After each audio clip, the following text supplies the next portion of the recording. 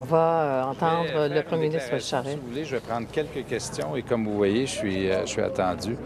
D'abord, la première chose que je vais vous dire, c'est que j'ai pris connaissance du reportage que je trouve épouvantable et que depuis que je suis premier ministre du Québec, je n'ai jamais été informé d'enquête policière et je n'ai jamais intervenu dans des enquêtes policières.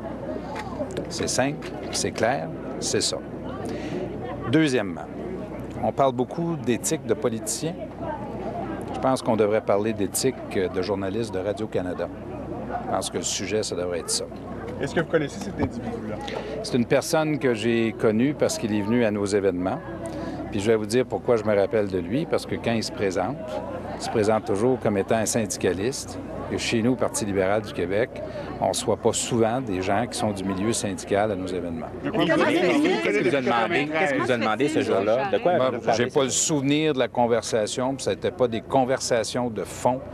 Et quand je le vois, c'est des échanges sur des choses qui ne sont pas des dossiers, c'est des échanges qui sont cordiales pour des gens qu'on rencontre comme ça. Mais vous le connaissez depuis longtemps, M. Charest? En 1993, il était dans la course au leadership, dans les gens qui ont donné ou qui m'ont appuyé. Mais depuis ce temps-là, je l'ai recroisé à des événements, puis c'est un militant libéral.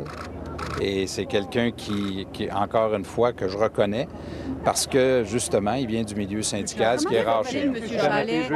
Pourquoi vous parlez de l'éthique journalistique, M. Charest? Parce que le reportage est construit de cette façon qu'il ne dit pas que c'est vous qui avez appelé la NQ pour faire interrompre la filature. Tout ce qu'il dit, c'est que la filature a arrêté après qu'il vous ait rencontré. C'est possible que ce soit la Sûreté du Québec qui a appelé simplement? On va se raconter d'histoire, nous autres, là. L'insinuation qui est faite par Radio-Canada est très claire. On ne serait pas ici là, en train de se parler si ce n'était pas clair comme l'eau de roche. Est-ce que vous savez? L'insinuation, vous la savez très bien, là, ils essaient de construire un lien entre le fait que cette personne-là m'a croisé cette journée-là et que, semble-t-il, parce que moi je ne le sais pas, semble-t-il, une enquête ou une filature aurait été arrêtée. Qu'est-ce que vous savez? Comment se fait-il? Comment se fait-il, M. Rien, parce que je ne suis pas informé d'enquête. Je ne suis pas informé, je n'ai jamais été informé ni des enquêtes, ni de ce genre d'activité-là de la Sûreté du Québec. Et au surcroît, je trouve ça insultant pour la Sûreté du Québec d'insinuer qu'une décision aurait été prise parce que cette personne-là m'aurait croisé cette journée-là. Et ça a surpris des policiers proches de l'enquête, pourtant. Comment se fait-il que ça a surpris des policiers proches de l'enquête? Moi, je peux vous dire une chose, là. Jamais, jamais, jamais, je ne suis intervenu. Jamais. Mais est-ce que l'INSQ vous protège, M. Charest? Non. Qu'est-ce qu'une personne comme ça faisait là à une rencontre de premiers ministres fédéraux, du premier ministre québécois? Poser la question à l'individu, demandez-lui. Moi, je l'ai croisé cette journée-là et semble-t-il qu'on a eu une conversation. Il était là. Quand je le vois, on se dit bonjour parce que je le reconnais. Jean? Bien, il y a bien des gens qui m'appellent Jean. Qu'est-ce qui vous viendrez ici ce soir, là, puis vous allez voir qu'il y en a pas mal de personnes. Qu'est-ce qui vous dit qu'elle ne vous protège pas? La dernière en français.